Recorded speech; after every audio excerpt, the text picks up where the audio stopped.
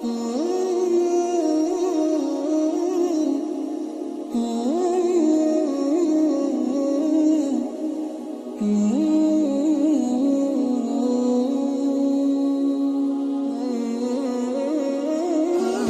کو معلوم ہے پچھلے رکوع میں اللہ نے اصحاب کہف کا واقعہ سنایا کہ جنہوں نے اللہ کی خاطر قربانی دی اور اللہ پہ اعتماد اور توکل کیا تو ناکامیوں کے نقشوں میں بھی اللہ نے ان کو کامیاب کیا. کامیابی کی کوئی صورت بنتی نہیں تھی، ہر طرف ناکامی ہی ناکامی تھی، مگر اللہ پہ اعتماد. ان کے زبان سے الفاظ بھی کیسے نکلتے تھے کہ ہمارا رب ہماری رہنمائی کرے گا، اور رب سے دعا مانگتے ربنا ہیئ لنا من امرنا رشدا، اے اللہ تو ہمارے لیے کوئی ہدایت کی صورت پیدا کر دے. تو زبان سے بھی اچھے جملے نکال رہے تھے کہ بھئی اللہ مدد کرے گا، اور عملی طور پر بھی قربانی دے رہے تھے.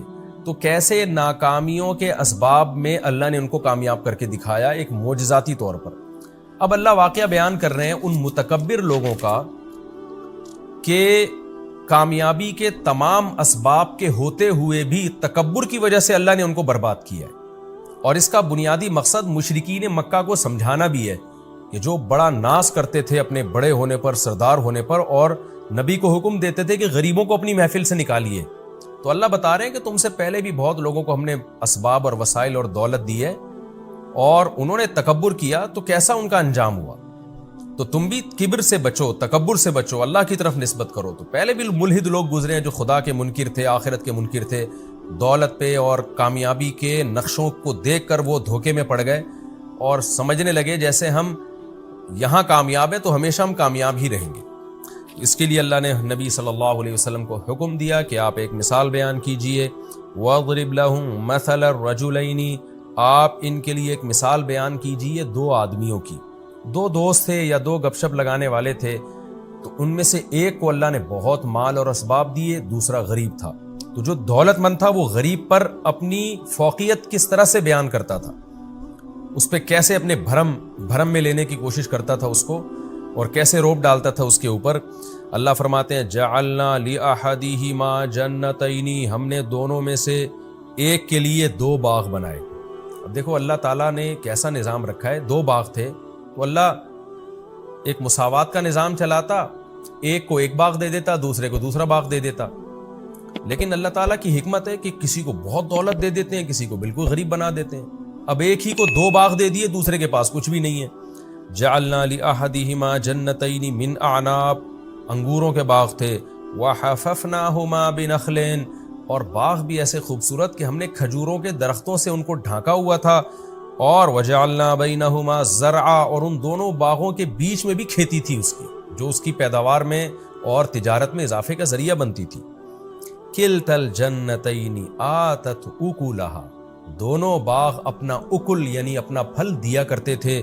ولم تظلم منہ شیئا، اور اس میں ذرہ برابر بھی کمی نہیں کیا کرتے تھے، بھرپور طریقے سے اپنی پیداوار دیا کرتے تھے جیسے باغ برکت والے باغ ہوتے ہیں. وفجرنا خلالہما نہرا، اور ان باغوں کے بیچ میں ہم نے پانی کا انتظام بھی کیا تھا، نہر تھی تاکہ باغ کے مالک کو سیراب کرنے میں کوئی دشواری نہ ہو. وَكَانَ لَهُ ثَمَرٌ، اور اس شخص کے لیے اس کے علاوہ بھی ثمر تھا، یعنی ان باغوں کے علاوہ بھی اس کی سورس آف انکم تھی، پیسہ تھا اس کے پاس. فقال لصاحبہ، اب ظاہر ہے جب باغ بھی پھل دے رہا ہے اور الگ سے تجارتیں بھی چل رہی ہیں اور دوست غریب ملے ہوئے ہیں، تو ظاہر ہے پھر دوستوں پر انسان اپنی دھاک جماتا ہے، روب جماتا ہے، ان پر اپنی فضیلت اور فوقیت شو کرتا ہے. تو یہاں بھی ایسا ہی ہوا، یہ تکبر میں آ گیا. فقال لصاحبہ، اپنے ساتھ چلنے والے یا بیٹھنے والے کے ساتھ کس سے کہنے لگا. وَهُوَ يُحَاوِرُهُ، اور وہ اس سے گپ شپ کر رہا تھا، بات چیت کر رہا تھا، باتیں ادھر ادھر کی ہو رہی تھی تو بیچ میں شو مارنا شروع کر دی. انا اکثر منک مالا، میرے پاس پیسے بھی زیادہ ہیں. جیسے ہوتا ہے نا شو بازی میں آتے ہیں لوگ ادھر ادھر کی باتیں کرتے ہوئے، کیا کہتے ہیں بھائی ہمارا بڑا بینک بیلنس ہے. وَأَعَزُّ نَفَرًا، اور نفر افرادی قوت بھی میری تجھ سے زیادہ ہے، میرے ملازمین دیکھو، میری اولاد دیکھو. پہلے زمانے میں لوگ اولاد کی کثرت پہ ہمیشہ فخر کرتے تھے، بچے زیادہ ہوتے تھے اور شو مارتے تھے. تو چونکہ اولاد کی کثرت کو وہ نعمت سمجھتے تھے.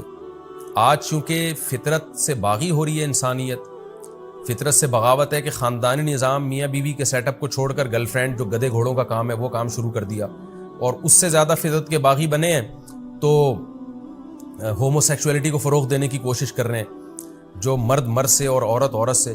اور تو یہ جو نسل روکنا ہے نا کہ بچے کم ہوں، تو یہ بھی فطرت سے بغاوت ہے کہ جو چیز آپ کے لیے نعمت تھی، بڑھاپے کا سہارا تھی، اسی کو عذاب سمجھنا شروع کر دیا. یہب لمن یشاء اناسا، قرآن کہتے ہیں جس کو چاہتا ہوں بیٹیاں گفٹ دیتا ہوں، گفٹ کا لفظ استعمال کرتا ہے، جس کو چاہتا ہوں بیٹے گفٹ دیتا ہوں. تو جو گفٹ تھا اس کو پینلٹی سمجھنا شروع کر دیا. یہ سب انسان کے نا بے عقل ہونے کی دلیل ہے کہ سائنسی ترقی تو بہت کر رہا ہے مگر فطرت سے باغی بنتا چلا جا رہا ہے.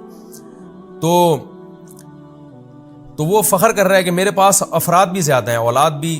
بظاہر اس سے اولاد ہی مراد ہے، کیونکہ آگے جو اس کے دوست نے جواب دیا نا تو اس کی اولاد کم تھی، تبھی اس نے کہا کہ میری اولاد کم ہے تو اس پہ تو فخر نہ کر کہ تیری اولاد زیادہ ہے. وَدَخَلَ جَنَّتَهُ، اور وہ اپنے باغ میں داخل ہوا. وَهُوَ ظَالِمٌ لِنَفْسِهِ، قرآن کہہ رہا ہے اپنی جان پہ ظلم کر رہا تھا وہ، یعنی اسے پتہ نہیں تھا کہ میں جو الفاظ آگے بولوں گا یہ میں اپنا ہی نقصان کر رہا ہوں. وہ کیسے اس نے جان پہ ظلم کیا؟ قَالَ مَا أَظُنُّ أَن تَبِيدَ هَٰذِهِ أَبَدًا، اپنے دوست سے کہنے لگا میں نہیں سمجھتا کہ یہ کبھی ہلاک ہوگا. یعنی اسباب پہ نظر کر رہا ہے، جیسے کہ ملحد لوگ کرتے ہیں، ایتھیس لوگ کرتے ہیں، مذہب کے منکر اور جو نام نہاد لبرل ہیں وہ کرتے ہیں، وہ اسباب کو دیکھتے ہیں. دیکھیں اصحاب کہف کے بعد یہ واقعہ کتنی زبردست ربط ہے نا آپس میں.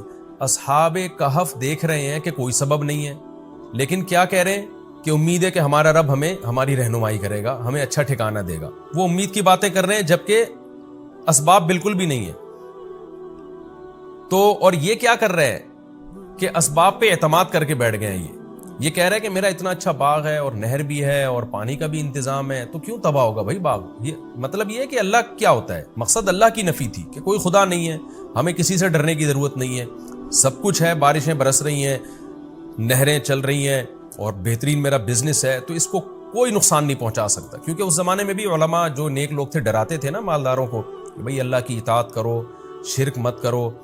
تو اس نے بھی وہی کام کیا کہ علماء کا مذاق اڑانا شروع کیا، یا پیغمبروں کی تعلیمات کا جو اس زمانے میں تعلیمات تھیں ان کا مذاق اڑانا شروع کیا. یہ واقعہ کب ہوا، کہاں ہوا، یقینی طور پر ہمیں اس کا کسی تاریخی کتاب سے یقینی ثبوت نہیں ملتا.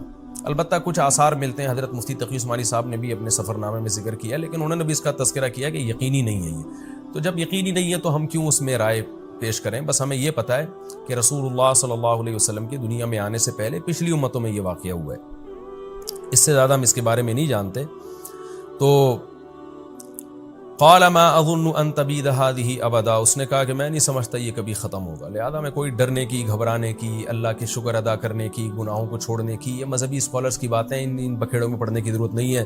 وما اظن الساعة قائمة، رہا یہ مسئلہ کہ جو اہل اللہ ہیں، علماء ہیں، وہ تو کہتے ہیں قیامت قائم ہوگی، دنیا میں عذاب نہیں بھی آیا تو قیامت کے دن تو آئے گا، تو قیامت جب آئے گی تو اس وقت کے لیے تیاری کر لو، اللہ سے تعلق بحال کر لو. تو کہنے لگا کہ کوئی قیامت نہیں آئے گی، میں نہیں سمجھتا کہ کوئی آخرت قائم ہوگی. وَلَئِن رُدِدتُّ إِلَىٰ رَبِّي، اور اگر بالفرض میں اپنے رب کی طرف چلا بھی گیا، اللہ نے مردوں کو دوبارہ زندہ کیا، حساب و کتاب کے لیے کھڑا کر بھی لیا، تو یہ مولوی لوگ جہنم میں جائیں گے، مجھے وہاں بھی جنت ملے گی. جیسے کہ آج کہہ رہے ہوتے ہیں نا جو علماء سے بغض رکھنے والے لوگ ہیں کہ آخرت بھی انگریزوں کے لیے، کیونکہ وہ ایک نمبر ہوتے ہیں، وہ دیندار ہوتے ہیں، انہوں نے دنیا میں اتنی ترقی کی تو آخرت بھی انہی کے لیے اگر ہوئی، مسلمان آخرت میں بھی جہنم میں جائیں گے، ان کی حرکتیں دیکھو. اس طرح بھی بعض لبرل لوگوں کی سوچ ہے کہ بالفرض اگر آخرت قائم ہوئی تو ہم وہاں بھی پٹیں گے.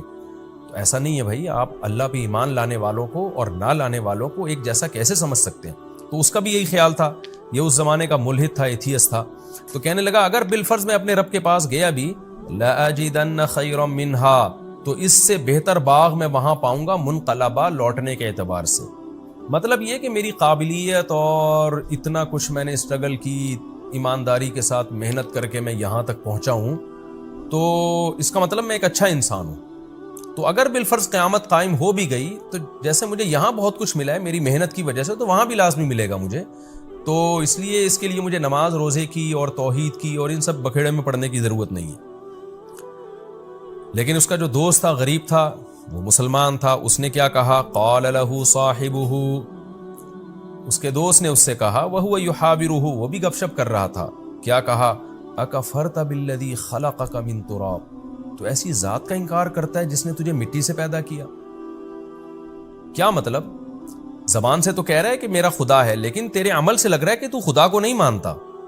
جو خدا کو مانتا ہے وہ سب سے پہلے ڈرتا ہے. وہ یہ نہیں کہتا کہ یہ باغ ہمیشہ رہے گا، وہ کہتا ہے کہ بھئی اللہ نے چاہا تو رہے گا، نہیں چاہا تو یہ 2 منٹ میں ختم کر دے اس کو. تو اصل طاقت اور قدرت تو اللہ کی ہے، تو اس خدا کا انکار کر رہا ہے جس کی یہ طاقت ہے کہ اس نے تمہیں مٹی سے بنایا، پھر پانی کے قطرے سے بنایا. تو جو پانی کے قطرے سے انسان بنا سکتا ہے، اتنا پاورفل، اتنا طاقتور، وہ چاہے تو تیرے باغ کو 2 منٹ میں ختم کر سکتا ہے. تو ایسے بے فکر ہو کے کیسے بیٹھ گیا ہے؟ جیسے کہ آج ملحد اور ایتھیسٹ لوگ بیٹھ جاتے ہیں کہ کچھ نہیں ہونے والا. یعنی یہ اللہ کیا ہوتا ہے بھائی؟ سب کچھ اسباب سے ہے. تو بھی اسباب کو دیکھ کر دھوکے میں آ رہا ہے. تو تجھے کیا ہو گیا؟ اکفرت بالذی خلقک من تراب ثم من نطفہ ثم سواک رجلا. پھر اس نے تجھے مرد بنا دیا، انسان بنا کے ماں کے پیٹ سے باہر نکال لیا، جس کی یہ طاقت اور قدرت ہے. اور تو کہہ رہا ہے قیامت بھی قائم نہیں ہوگی. تو یہ بھی تو خدا کا منکر ہے، کیونکہ تو خدا کی طاقت کا انکار کر رہا ہے. اس لیے کہ جو یہ کہتا ہے نا قیامت قائم نہیں ہوگی، وہ اس لیے یہ کہتا ہے کہ اس کے ذہن میں یہ ہوتا ہے یہ مردے دوبارہ زندہ کیسے ہو جائیں گے. اس کا مطلب آپ خدا کے منکر ہو، آپ خدا کی طاقت کا انکار کر رہے ہو. تو یہ تمام باتیں خدا کا انکار ہیں. ان سب کی ایک ہی دلیل ہے کہ جس نے مٹی سے پانی کا قطرہ بنا دیا اور پانی کے قطرے سے پورا انسان بنا کے ماں کے پیٹ سے باہر لے آیا اور پھر ماں کی چھاتیوں میں دودھ پیدا کر دیا. اب اس کو اپنی طاقت اور قدرت کے لیے مزید کسی دلیل کی ضرورت نہیں ہے. لکنہ اللہ ربی. تو یہ باتیں کر رہے کہ یہ باغ کبھی فنا نہیں ہو سکتا اور قیامت قائم نہیں ہوگی، لیکن میرا یہ کانسیپٹ نہیں ہے. میں تو کہتا ہوں اللہ ہے میرا رب، ولا اشرک بربی احدا. میں اپنے رب کے ساتھ کسی کو شریک نہیں کرتا. عقیدہ توحید کا قائل ہوں میں کہ سب طاقتیں اسی کے پاس ہیں. تو تجھے ہونا یہ چاہیے تھا کہ تو جب باغ میں داخل ہوتا تو یہ کہتا. یہ ایسے جیسے دوست گویا بزبان حال کہہ رہے کہ بھئی تو خدا کی تعریفیں کر کے کہنا کیا چاہتا ہے. تو جو کہہ رہے اللہ میرا رب ہے اور میں گویا کفر کر رہا ہوں، تو صحیح طرح بتا تو کہنا کیا چاہتا ہے کہ مجھے کیا کرنا چاہیے. اس لیے اگلے جملے میں اس نے یہ کہا وَلَوْلَا إِذْ دَخَلْتَ جَنَّتَكَ. ایسا کیوں نہیں ہوا کہ جب تو اپنے باغ میں داخل ہوا قُلْتَ مَا شَاءَ اللَّهُ. تو کہتا بھئی جو اللہ چاہتا ہے وہ ہوتا ہے. تو اللہ نے چاہا مجھے اتنا اچھا باغ دے دیا، اللہ چاہے تو یہ چھین بھی سکتا ہے. تو یہ اللہ کی طاقت ہے، یہ میرا کمال نہیں ہے. لا قوت الا باللہ. کوئی قوت نہیں ہے مگر اللہ کی طاقت کے ساتھ. اللہ کی طاقت ہوگی تو پھر ان قوتوں کا ہمیں فائدہ ہوگا. ان ترانی انا اقل منک مالا وولدا. اگر تیرا خیال یہ ہے کہ میں مال اور اولاد میں تجھ سے کم ہوں تو بجائے دھونس جمانے کے تو اللہ کا شکر ادا کرتا، بھئی اللہ کا دیا ہے، یوں کہتا. فاسا ربی. میں تو امید کی بات کرتا ہوں، امید ہے میرا رب ان یؤتینی خیرا من جنتی کا. ہو سکتا ہے وہ کل تقدیر کا پانسا پلٹے اور تیرے باغ سے بھی بہتر باغ مجھے دے دے. وَيُرْسِلَ عَلَيْهَا حُسْبَانًا مِّنَ السَّمَاءِ. اور تو جو اس طرح کی تکبر والی باتیں کر رہا ہے تو عین ممکن ہے تیرے باغ پہ کوئی آسمانی آفت بھیجے. فَتُصْبِحَ صَعِيدًا زَلَقًا. اور وہ چٹیل میدان بن جائے. دیکھیں ناکامی کے نقشوں میں بات کیسی کر رہا ہے، امیدیں والی، کہ میرے پاس کچھ بھی نہیں ہے. آج کسی غریب کو تانا دے تو وہ پھوٹ پھوٹ کے رونا شروع کر دے گا. لیکن اللہ بتا رہا ہے غریب کو بھی کہ بھئی بات تسلی کی کرو، بھئی اللہ نے دی ہے نا مجھے غربت، تو اللہ چاہے تو 2 منٹ میں مجھے دولت دے سکتا ہے. تو وہ غریب بھی چونکہ مسلمان تھا، اہل ایمان تھا، امید کی باتیں کر رہا ہے اور ڈپریشن کو ختم کر رہا ہے، اسٹریس کو ختم کر رہا ہے. تو فوراً کیا کہنے لگا، بھئی اللہ تعالیٰ چاہے تو 2 منٹ میں مجھے اس سے اچھا باغ دے دے، اور تو جو تکبر کر رہا ہے تیرے باغ کو 2 منٹ میں ہلاک کر دے، ختم کر دے. او یصبح ماؤها غورا. اور یہ جو نہروں پہ تو تکبر کر رہا ہے، تیرا پانی زمین میں دھسا دے اور تو اس پانی کو طلب کرنے کی طاقت ہی نہ رکھے. وَأُحِيطَ بِثَمَرِهِ. اس نے تو ایسی ایک بات کہہ دی تھی، اللہ کہتے ہیں ہم نے ایسا ہی کیا اور اس کے باغ کو ہلاکت نے گھیر لیا. فَأَصْبَحَ يُقَلِّبُ كَفَّيْهِ عَلَى مَا أَنفَقَ فِيهَا. جو کچھ باغ میں اس نے انویسٹ کیا تھا اس پر کف افسوس ملنے لگا. اور وَهِيَ خَاوِيَةٌ عَلَى عُرُوشِهَا. کوئی رات میں آسمانی آفت آئی ہے، صبح اٹھا تو سارا باغ الٹا پڑا ہوا تھا. وَيَقُولُ يَا لَيْتَنِي. اور کہنے لگا ہائے کاش، لَمْ أُشْرِكْ بِرَبِّي أَحَدًا. میں اپنے رب کے ساتھ کسی کو شریک نہ کرتا. کیا مطلب؟ خالص توحید کا قائل ہوتا. خالص توحید یہی ہے کہ ہر چیز اللہ کی طرف مفوض کی جائے.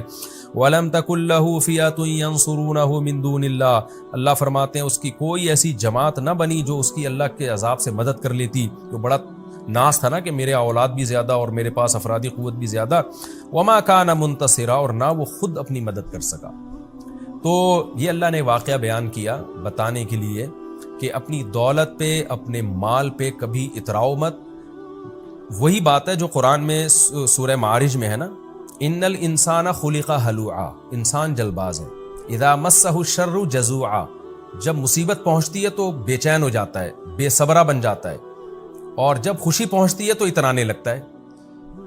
الا المصلین، سوائے وہ لوگ، ان لوگوں کے جو مذہب کو فالو کرتے ہیں، جو نماز پڑھتے ہیں، زکوٰۃ دیتے ہیں، معاہدوں کی پابندیاں کرتے ہیں، وہ کیا ہوتے ہیں کہ وہ ایسے نہیں ہوتے۔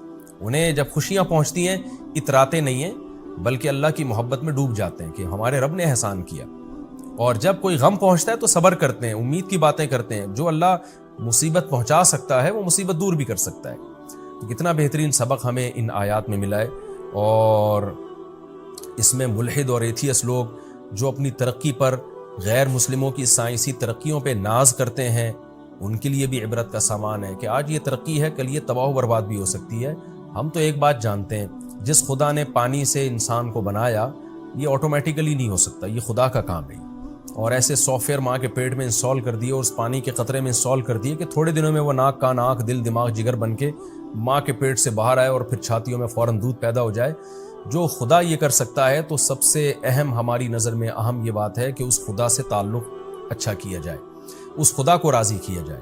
پھر اگر دنیا میں ناکامی بھی ہے تو یہ ناکامی وقتی ناکامی ہے، یہ حقیقی ناکامی نہیں ہے، اور اس خدا کو ناراض کر کے اگر آپ نے دنیا حاصل کی ہے تو اس زیب و زینت سے قطعاً متاثر ہونے کی بالکل بھی ضرورت نہیں ہے۔ قرآن بار بار کہتا ہے اللہ کا انکار کرنے والوں کا زمین میں چلنا پھرنا اور لائف کو انجوائے کرنا، اس سے ہرگز دھوکے میں مت آؤ۔ تو یہ ہمیں اس سے بہت اہم سبق ملتا ہے۔ اور دونوں واقعات جو اللہ نے ایک ساتھ بیان کر دیے نا، اصحاب کہف کا بھی اور یہ اصحاب باغ کا بھی، تو اس سے ڈپریشن بھی ختم ہوتی ہے انسان کی کہ آپ ناکامی نظر آ رہی ہے ہر طرف، تو بھائی اللہ تو ہے نا، اللہ سب کچھ کر سکتا ہے۔ تو جو اللہ تعالیٰ نے ہمیں ڈپریشن اور اسٹریس دور کرنے کے طریقے بیان کیے نا، وہ آج کسی ماہر نفسیات کے پاس نہیں۔ ہنالک الولایۃ للہ الحق، میرا خیال لفظی ترجمے میں نے شاید یہ والی آیت چھوڑ دی تھی، تو خیر اب کمپلیٹ کر لیتا ہوں۔ ہنالک کا مطلب ہوتا ہے یہاں، یعنی اس موقع پہ۔ ولایا مدد کو کہتے ہیں، للہ الحق، اس اللہ کے لیے جو برحق ہے، یعنی ایسے موقع پہ جب اس طرح کی کوئی قدرتی آفت آئے تو مدد اس اللہ ہی کے لیے ہے جو برحق ہے، وہی مدد کر سکتا ہے اگر کرنا چاہے تو۔ ہوا خیر ثوابا، وہ اللہ بہتر ہے بدلے کے اعتبار سے بھی، وہ خیر عقبا، اور بہتر ہے انجام کے اعتبار سے بھی، یعنی اس اللہ کا بدلہ اور جو رزلٹ ہے اللہ سے دوستی کا وہ بہرحال بہتر ہے، جو اللہ انجام بھی اچھا کرے گا اور ثواب بھی، بدلہ بھی دنیا کے لحاظ سے بہت اچھا دیتا ہے۔ تو کیا مطلب کہ یہ جو باغ ہلاک ہو گیا اس شخص کا، تو ایسے موقع پہ مدد بھی اللہ کر سکتا ہے، اور اللہ کو راضی کرو گے تو انجام بھی اچھا ہوگا اور ثواب بھی اچھا ملے گا۔ تو چونکہ اس شخص نے اللہ کو راضی نہیں کیا تو اب انجام بھی اچھا نہیں ہے اور حال بھی اچھا نہیں ہے، اللہ نے کیسے باغ کو تباہ و برباد کر دیا۔ یہ ہمارا رکوع الحمدللہ کمپلیٹ ہو گیا۔ اس رکوع میں جو ہمیں اسباق ملتے ہیں، ایک تو یہی سبق ملتا ہے کہ تکبر نہیں کرنا چاہیے۔ دوسری بات یہ جو ایتھیس لوگ دھوکے میں آتے ہیں نا، اس زمین کو دیکھ کر، حالات کو دیکھ کر کہ قبروں سے مردہ کیسے زندہ ہوں گے، حقیقت میں ایک بہت بڑی بھول ان سے ہو رہی ہوتی ہے۔ اکفرت بالذی خلقک من تراب، جب بھی کوئی ایتھیس ایسی باتیں کیا کرے نا، ملحد لوگ، کہ یہ سب مذہبی باتیں غلط ہیں، کوئی فرشتے نہیں ہیں، کوئی پیغمبر نہیں ہے، کوئی دوبارہ موت کے بعد زندگی نہیں ہے، تو فوراً یہ کہا کریں اکفرت بالذی خلقک من تراب، کہ جس خدا نے آپ کو مٹی سے بنایا، پھر پانی کے قطرے سے بنا دیا، پھر انسان بنا کے ماں کے پیٹ سے باہر نکال لیا، کتنی بڑی قدرت ہے۔ یہ عمل تو چونکہ ہم صبح شام دیکھ رہے ہیں نا، اس لیے ہمارے لیے یہ ہم اس کے یوز ٹو ہو چکے ہیں، اور یہ ہمیں اچھمبے کی چیز نہیں لگتی، ورنہ اسی کو ساری زندگی انسان غور کرتا رہے نا تو عقل میں نہ آئے یہ بات، یہ خدا کا کام ہے یہ۔ تو ایسے اس کے بعد بھی یہ کہنا کہ مردے دوبارہ زندہ نہیں کر سکتا وہ خدا، اور حساب و کتاب نہیں لے سکتا، یہ خدا کا انکار ہے۔ یہ آیت بہت موٹیویٹ کرتی ہے انسان کو، اکفرت بالذی خلقک من تراب ثم من نطفہ۔ باقی اس رکوع سے یہ جو ہمیں پتہ چلتا ہے کہ اس شخص نے جب اس کا باغ تباہ و برباد ہو گیا تو کف افسوس ملنے لگا اور کہنے لگا کہ کاش میں اپنے رب کے ساتھ کسی کو شریک نہ کرتا۔ تو کیا اس سے ہم یہ سمجھیں کہ اس نے اسلام قبول کر لیا، عقیدہ توحید کو مان لیا، یا ہم یہ سمجھیں کہ نہیں وہ کفر پر ہی مرا؟ تو ہمیں قرآن و سنت میں اس بارے میں کچھ نہیں ملتا۔ البتہ کسی کے صرف یہ الفاظ کہ اس کو یہ افسوس ہوا کہ میں نے ایسے الفاظ کیوں کہے، یہ توبہ کی علامت نہیں ہوتی، اس لیے کہ بعض دفعہ برے عمل پہ انسان کو ندامت تو ہوتی ہے مگر وہ توبہ نہیں کرتا، تو جبکہ گناہ کی معافی کے لیے باقاعدہ توبہ کرنا ضروری ہے، یعنی انسان توبہ کرے کہ میں اب آئندہ سے عقیدہ توحید کا قائل ہوں گا اور آئندہ سے میں یہ سمجھوں گا کہ جو مجھے مال اور اسباب ملے وہ اللہ نے دیے ہیں، اور پھر اپنے عمل کو درست کر لے وہ. تو جب تک یہ چیز نہیں ہوتی اس وقت تک توبہ قبول نہیں ہوتی انسان کی، کیونکہ بعض دفعہ کافر، قرآن تو کہہ رہا ہے نا وَجَاهَدُوا بِهَا وَاسْتَيْقَنَتْهَا أَنفُسُهُمْ، فرعون کو پتا تھا موسیٰ علیہ السلام اللہ کے سچے نبی ہیں لیکن اسلام میں داخل نہیں ہوا پراپر طریقے سے. تو کسی غیر مسلم کا اپنے آپ کو غلط سمجھنا یہ کافی نہیں ہے. مثال کے طور پر کوئی ہندو یہ سمجھتا ہے کہ بت پرستی غلط ہے تو اس سے وہ مسلمان نہیں ہو جائے گا، مشرک ہی کہلائے گا جب تک کہ عملی طور پر اس بت پرستی کو چھوڑ نہیں دیتا، اعلان برات نہیں کر دیتا وہ. تو یہاں بھی ایسا ہی ہے کہ اب ہمیں نہیں پتا اس نے توبہ کی یا نہیں کی، کر لی تو اللہ معاف کر دے گا اس کو آخرت میں، اور چاہیں گے تو اللہ دوبارہ دنیا میں بھی باغ دے سکتے ہیں، چاہیں تو نہیں دیں، وہ پھر اللہ کی مرضی ہے. لیکن ہمیں یہ بہرحال پتہ چلتا ہے کہ پہلے زمانے کے کافر لوگوں کو بھی بہرحال احساس ہو جایا کرتا تھا، جب باغ تباہ ہو گیا نا تو اس کو احساس ہوا کہ میں نے غلط کیا. لیکن آج لوگوں کے دل اتنے سخت ہو چکے ہیں کہ آسمانی آفتیں اور عذاب دیکھ کر بھی عبرت حاصل نہیں ہوتی اور اپنی غلطیوں پر ندامت کے لیے بھی تیار نہیں ہوتے. یہ بھی ایک بہت اہم بات ہے، اس سے بھی ہمیں ڈرنا چاہیے.